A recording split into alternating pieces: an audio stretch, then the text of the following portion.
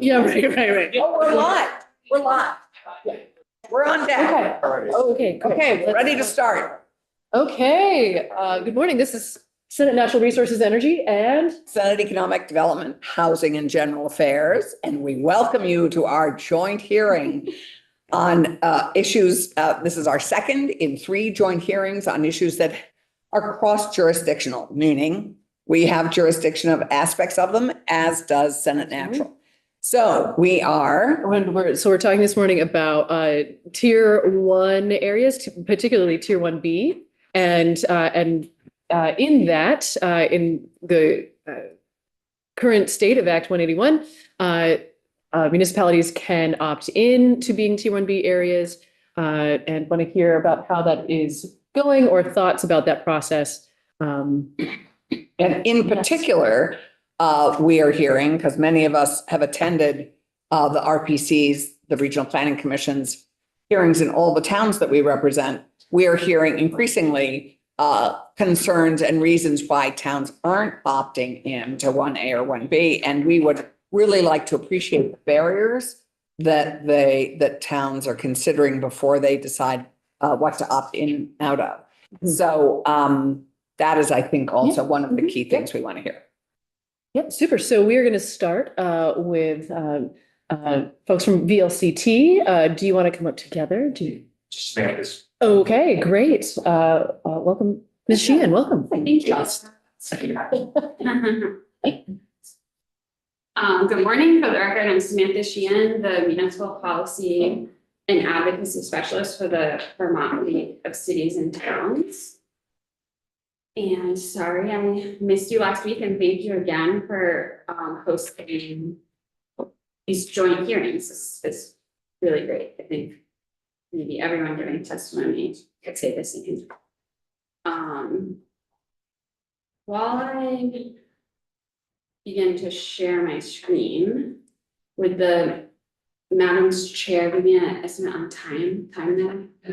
Well, that's a good question. So we're starting a little bit later. 1, 2, 3, 4, 5. So I guess I would say 10 minutes. 10-15 minutes. Yeah. Okay, great. Good ballpark. We need to be done by 11:15. Or I mean, sorry, 11:30. 11:25. 11:20. Yeah. Okay.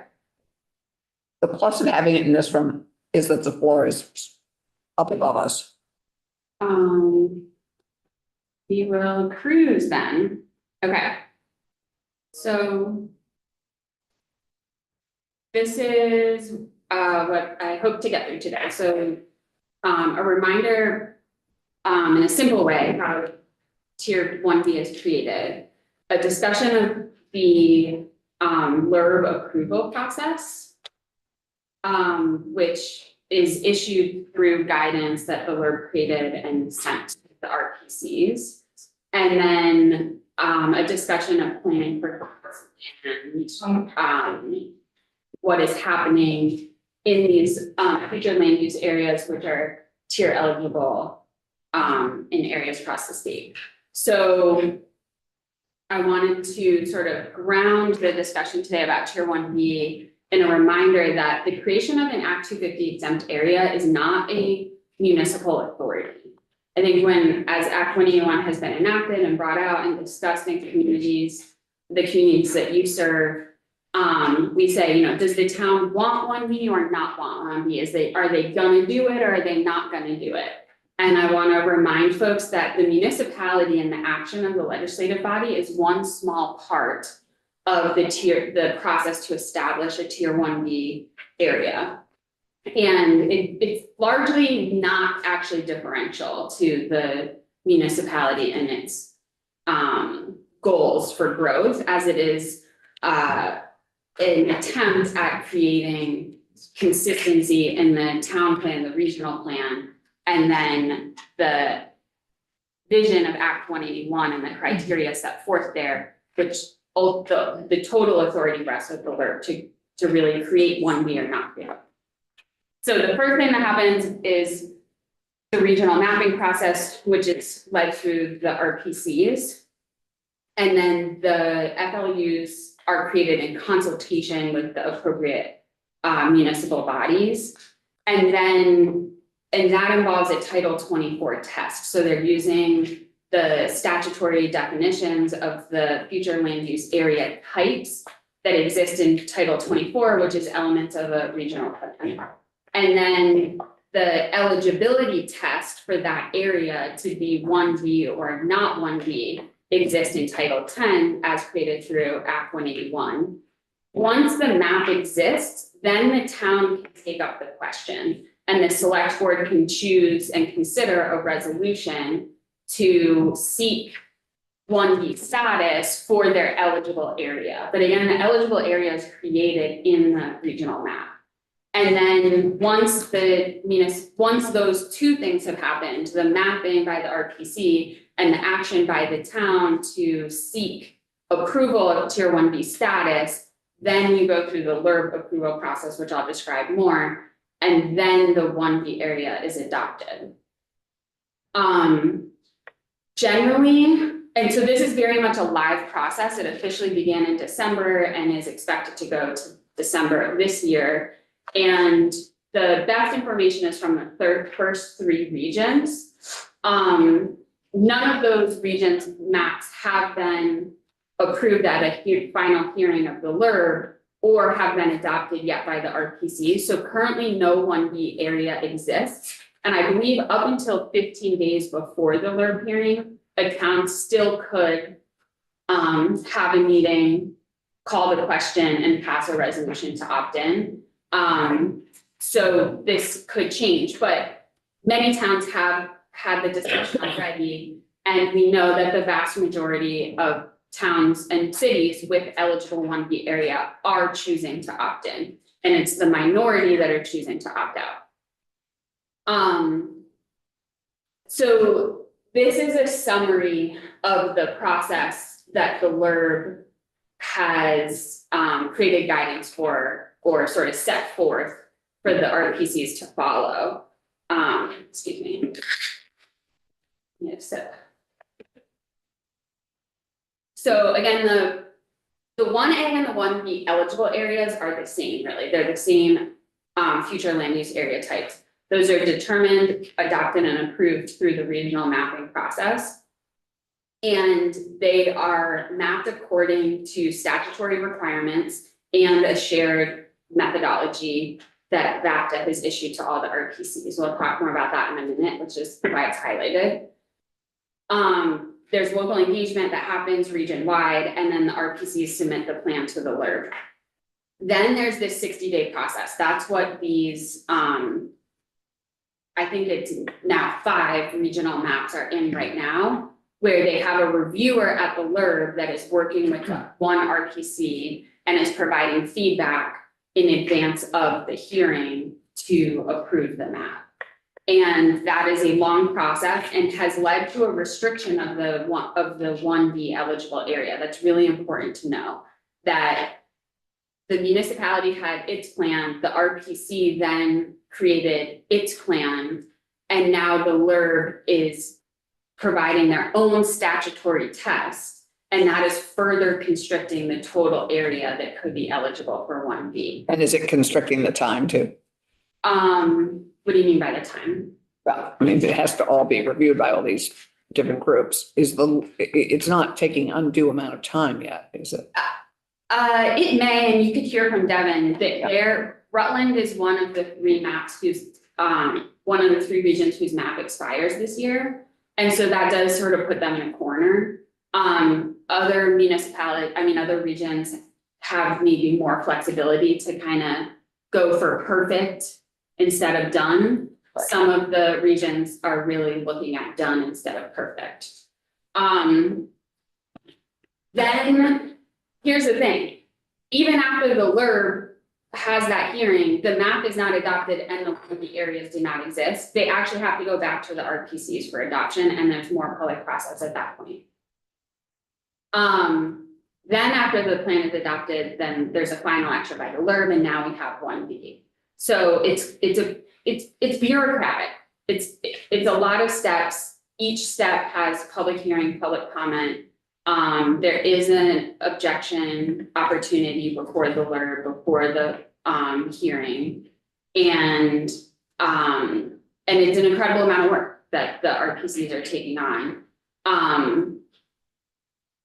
But again, it's not led by the municipality.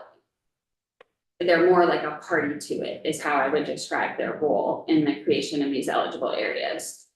And then, now, once we're here at step 5, there was another slide, but I took it out. Then we start 1A, right? The 1A approval process is even more stringent statutory requirement, harder to achieve criteria, and a sort of separate standard and approval process before the LURB that has additional public comment, additional opportunities to object, additional public notice requirements and engagement requirements on the municipality. And again, the LURB is the authority on whether the 1A area is granted or not granted.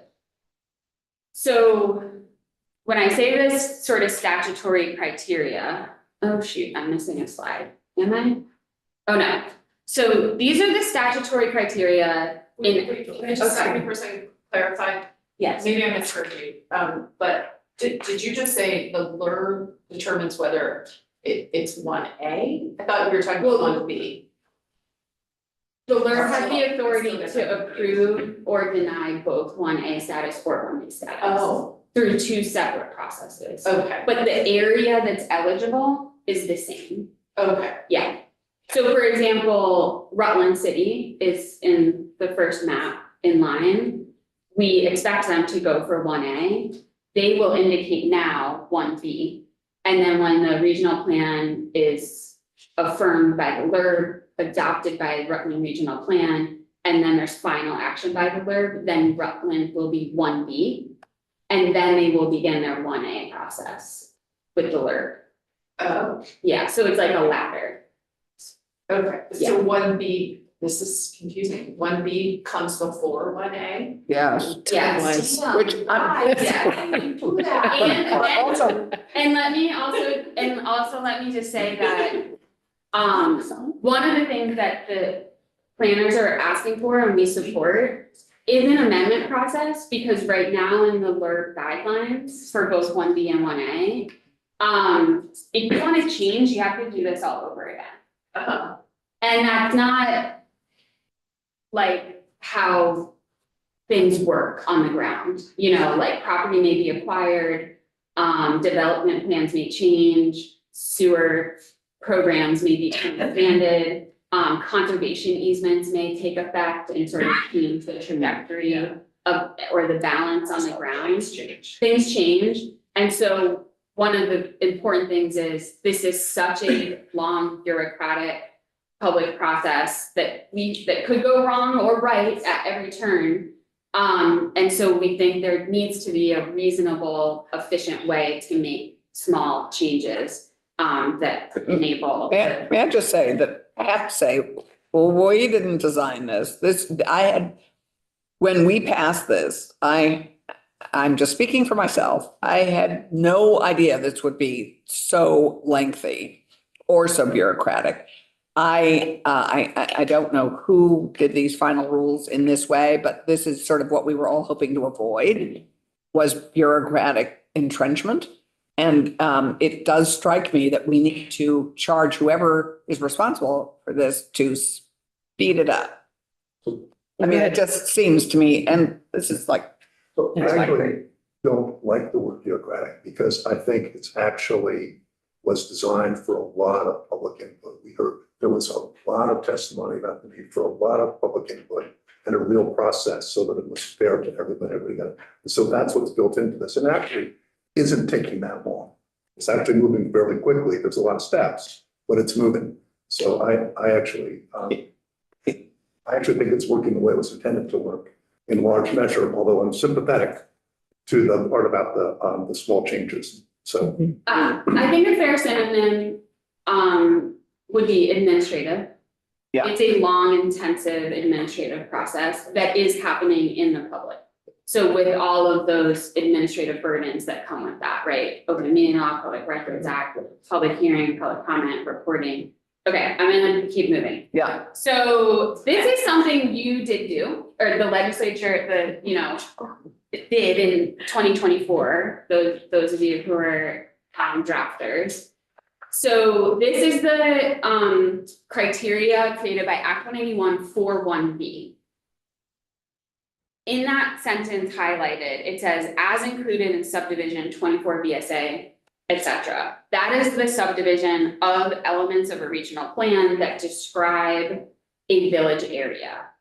And so what is happening in these decisions that are being made amongst the regional planners and between the regional planners and the citizen commissions at the municipal level is they are trying to look at how village area is described in statute and then design an FLU district that could be 1B that looks like a village area, which is their plan to grow.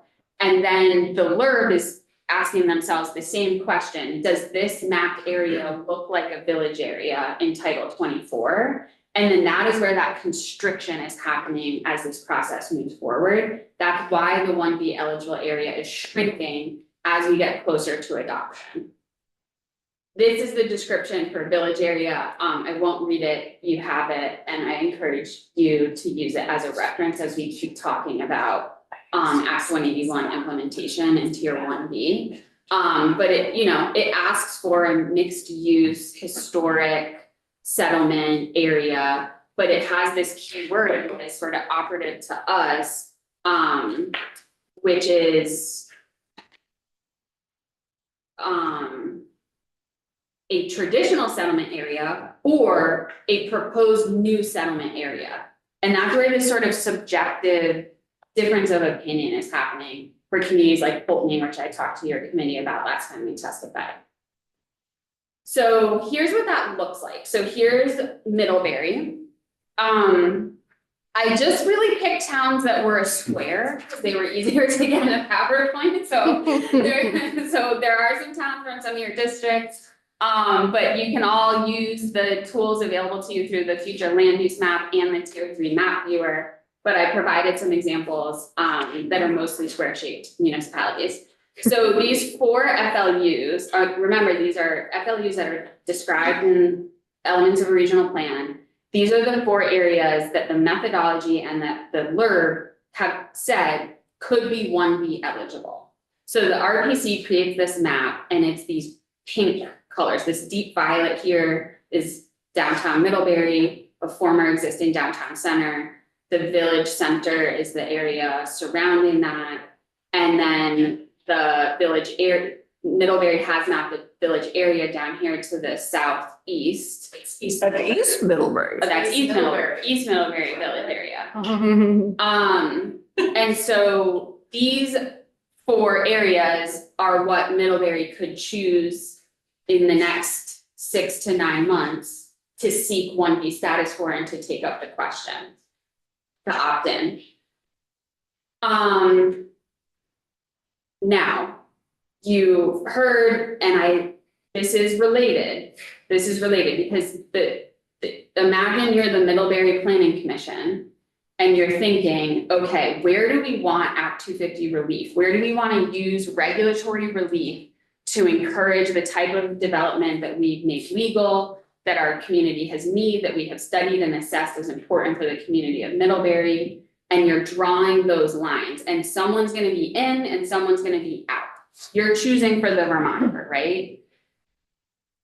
Meanwhile, the LURB is working on Tier 3, and the law has created the road rule. So I've used the map layers on them. So this is now Westford. So Westford is in, where is Westford? Chittenden County. So Westford is in Chittenden County on the way to the Northwest region. And it has a number of state highways and many Class 2 roads. It is a well-settled municipality. And so you can see on the left is their FLUs as mapped in the Chittenden County regional plan. And then on the right is the current draft Tier 3 map and the road rule. So I'm showing you the road rules in red. These yellow blocks are the proposed habitat connectors, which apply to a number of major town and state highways in the town of Westford. And so I have to ask, I think we have to ask, would Westford have made a different decision about their planned area for growth, having known that the road rule and the potential tier 3 jurisdiction would be applied to their community in this way? And so this is part of the discussion that we believe we need more time for, and is sort of lacking a certain sort of richness and openness. Here's Moncton, another example in Addison County. And then had to show you a TIP, right? The state's newest approved TIP district in the town of Killington, former Gold Town. You can kind of see through the fog here that there's the resort. And then this is what Killington has identified. It would like Act 250 relief from. That is the existing developed area that follows the Killington Access Road, which is the TIF district, which the state has approved an incredible amount of private and public investment in over the next 20 years. They said, we want Act 250 relief here so we can invest more sooner. And again, would they have gone bigger? Would they have made different decisions? You're going to talk to Devin. Devin was involved in this mapping. Sort of if the community, if the businesses, if the stakeholders in Killington had an awareness of the restriction and the new jurisdiction to be applied to them through these other triggers, the road rule and tier 3.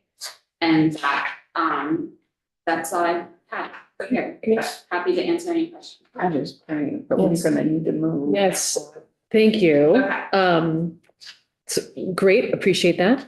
And we're gonna actually switch up the order a little bit, because if I may say so, Megan and Katie, we know that you're in the building. I'm just gonna offer that, so can I offer first so I Well, hear? I was gonna say, yeah, right, exactly. So we were gonna jump to Devin Neary from the Rutland Regional Planning Commission, Paul. and then Paul Connor from South Burlington, and we'll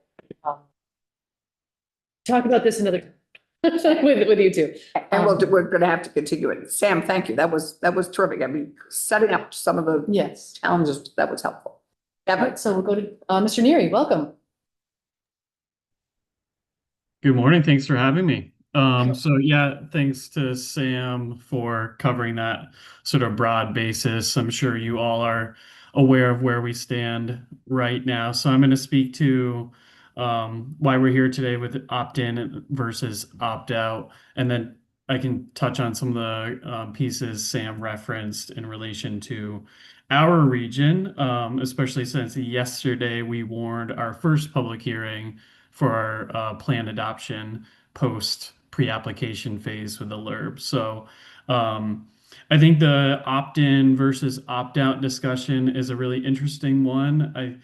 I think policy-wise, it's good policy to consider the opt-out. However, I think a lot of RPCs have laid so much groundwork, and we're really in the middle or even towards the end of the process for some of us that, making a change at this point may cause and create some confusion with our municipalities because they have been prepped and are expecting the opt-in model. So I'm not sure how much it would really impact the current layout of Tier 1B across Vermont because of all the groundwork that the RPCs have done. So our region's a great example where just the updated numbers, Sam had referenced some, we have new numbers sort of based on this final draft that is in the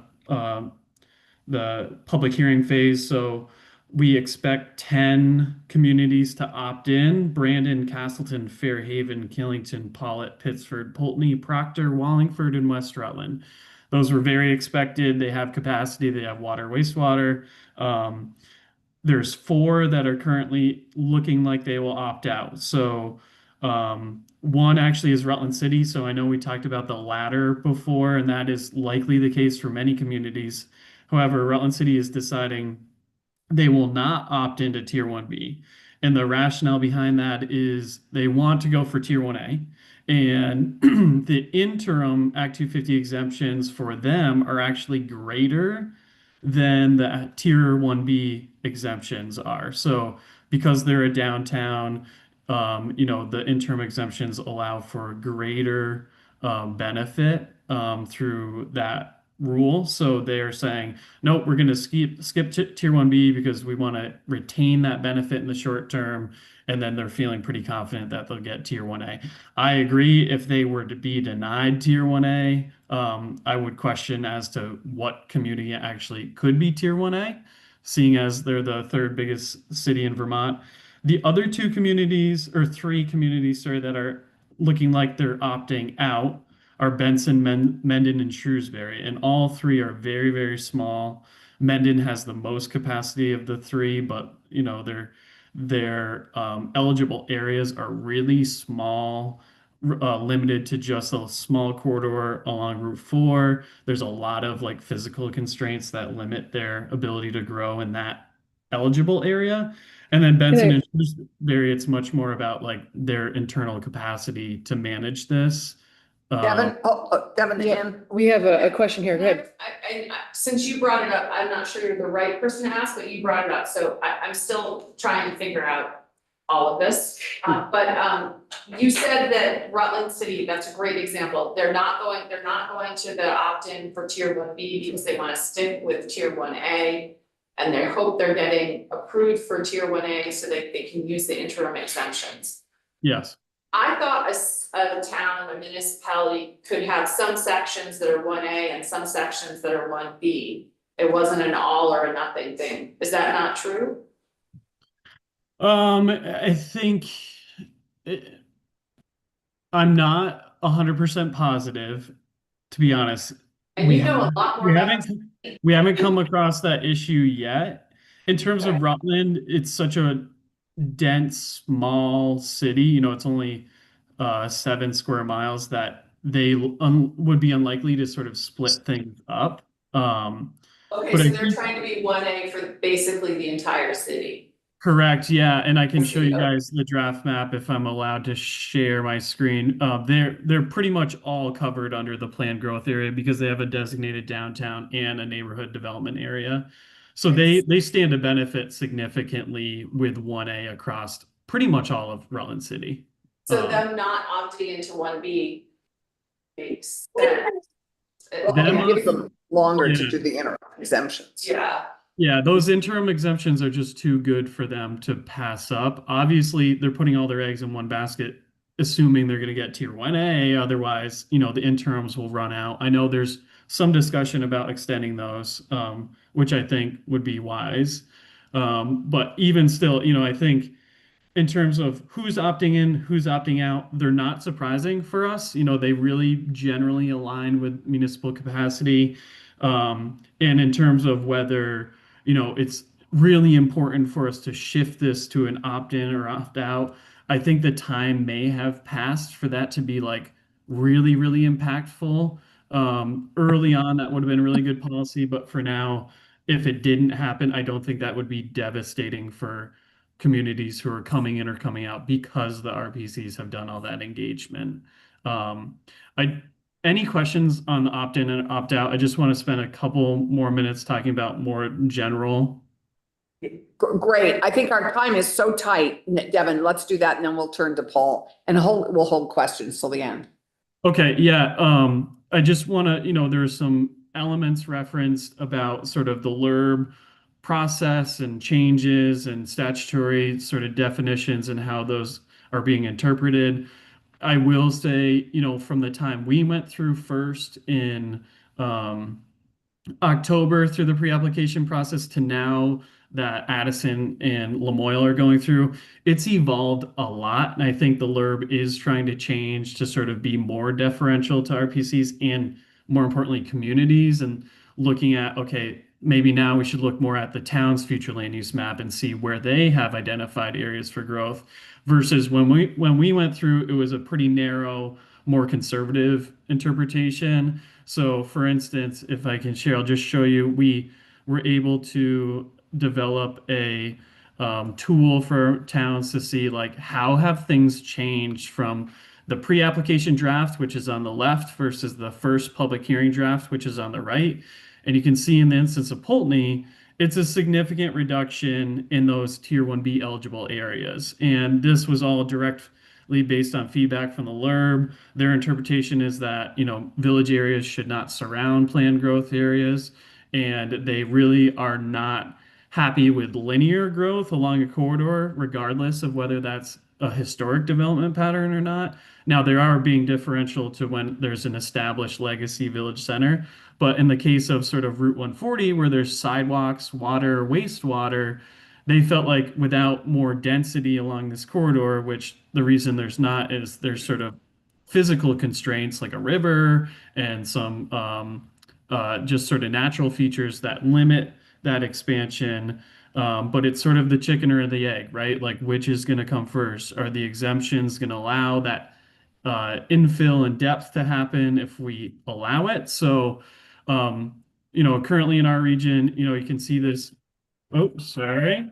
You can see this very much present too in the Fairhaven Castleton region, where we lost quite a bit of land area that was targeted. And I do want to show Killington was also one of those communities discussed. So we knew this village center was likely pushing the limit on what would be allowable. So now that's been reduced to just what is along the Route 4 and 100 intersection area, which will encompass their workforce development housing project. Or workforce housing project. So, it is evolving. I hope that the LURB will continue to just sort of relax, and then maybe through these statutory revisions, we may be able to create some better more clear definitions to reduce the ambiguity so that we can stretch these land use areas to at least be greater than what the interim exemptions are now. Because for us, we're looking at only 2% of our region,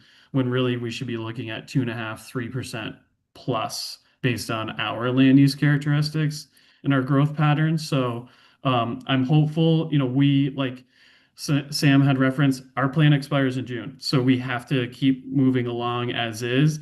If things change, we will be more than happy to amend the map as things evolve. And that would be awesome to see an amendment process streamlined to allow us to do that. Because as she referenced, this is with the LURB pre-application all the way through is like a 6 to 9 month process. That's really expensive. It takes a lot of time. And, for minor map revisions or changes based on a town's eligibility or a change in their development characteristics, we should be able to sort of adapt quickly to get them the benefit and capture that so we can grow housing and businesses. So I'll cede the rest of the time so that Paul can get a chance to speak, and I'll be happy to answer questions after. Great. Thank you so much. And we'll move now to Mr. Connor, and then we'll take more questions at the end. Welcome. Thank you. Paul Connor, Director of Planning and Zoning for the City of South Burlington. Thank you for the opportunity to come chat with you. Thank you for coming in. Of course. I'm here primarily to speak to one specific Tier 1A issue.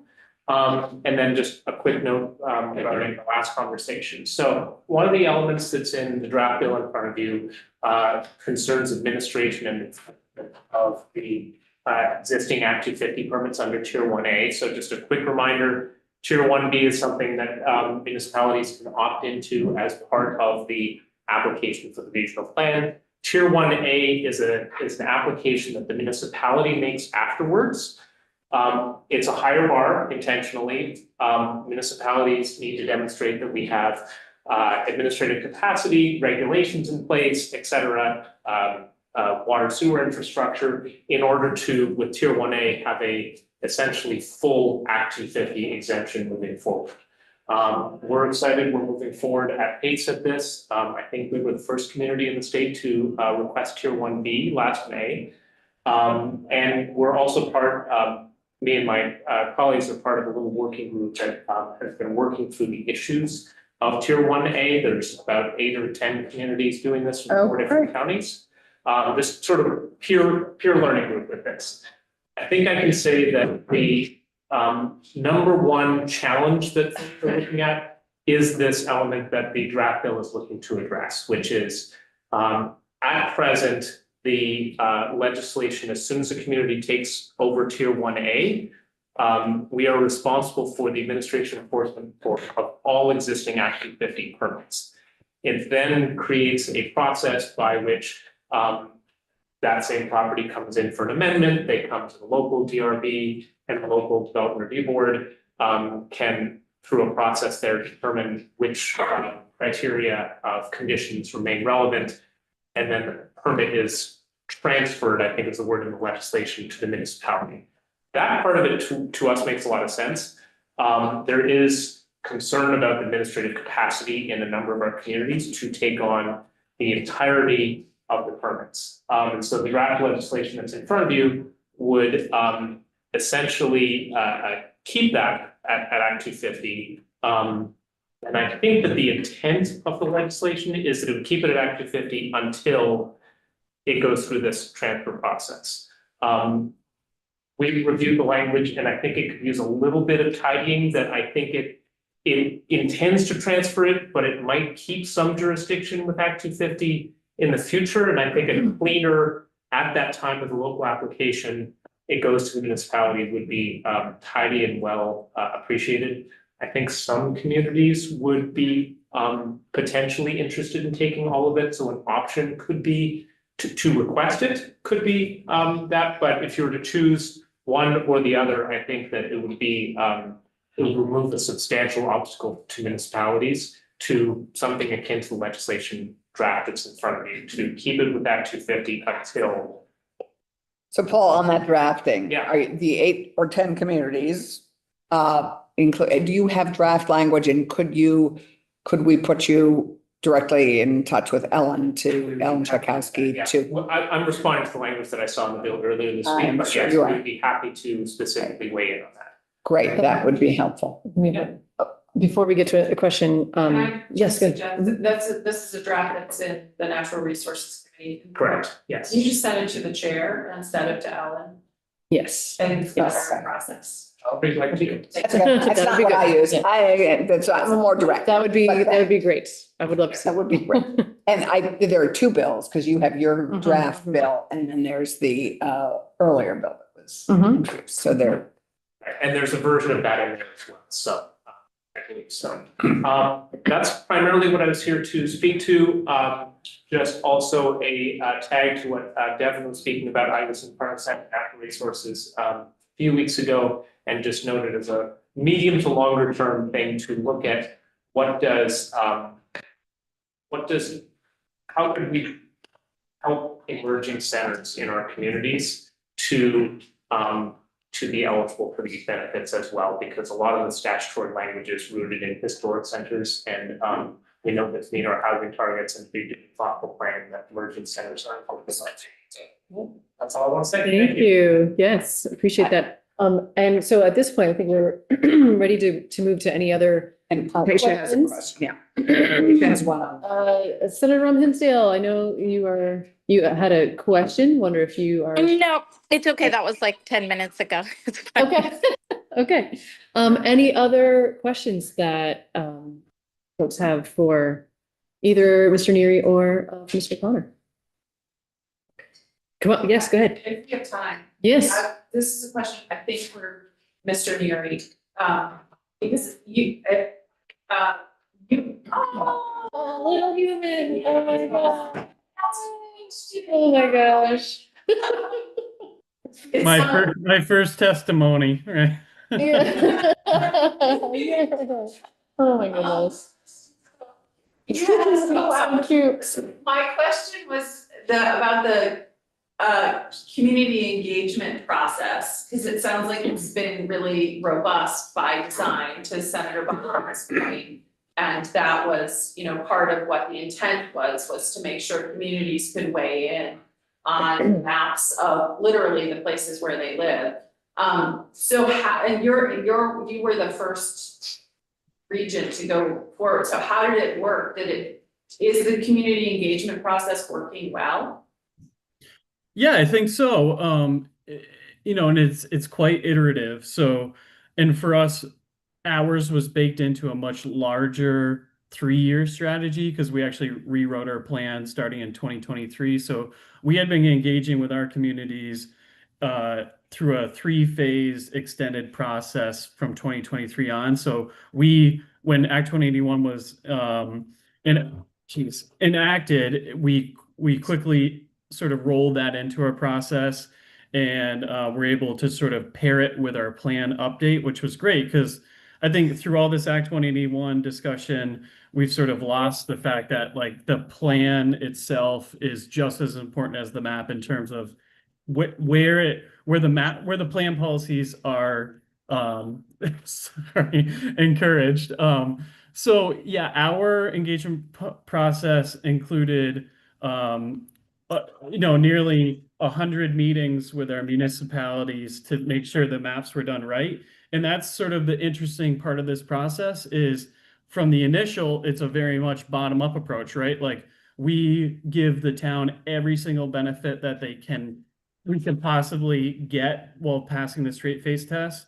But then the sort of top-down meets that when the LURB reviews it and does their own sort of interpretation and definition. So there definitely needs to be some further clarity of sort of the role of the LURB in their review and how much deference we're giving to the RPCs and the towns during that process. So our towns have been very engaged from the get-go to the point of like, drawing around individual parcels that they have the best knowledge of where they want to grow, so I think giving Oh my them gosh, that opportunity to, yeah. this was the best testimony I've ever seen. I have to say, thank you, and oh my gosh, so good, so good.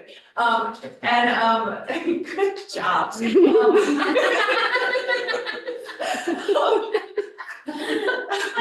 When you're doing the community engagement, and I don't mean this sounds weird, but like are real people showing up, like actual Vermonters who are not town officials or RPC officials, like are just like neighbors showing up who want to know what's happening in their town?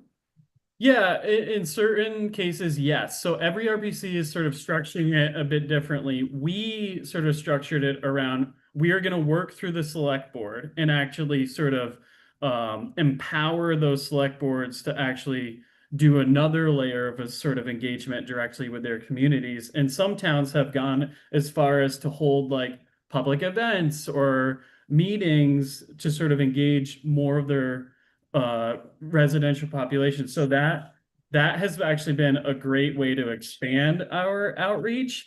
It is really challenging with a 200-page law to sort of like get people to engage and understand what this all means. So, we typically do work with the municipality at the end of the day to make the final decision because it's got to rest with somebody. But we take in all that feedback and use it to sort of help draft the map. So yes, in a lot of circumstances, other just non-municipal officials have been involved, but obviously the primary users and influencers are the planning commissions and select boards in our towns. Okay, great. Thank you very, very much for your testimony. Thank you guys for being flexible and allowing me to do daddy daycare while still testifying. Yes, of course. Thank you. Any other questions at this point? The bell is ringing, so we are going to adjourn. Thank you, everybody. Thank you all. See you.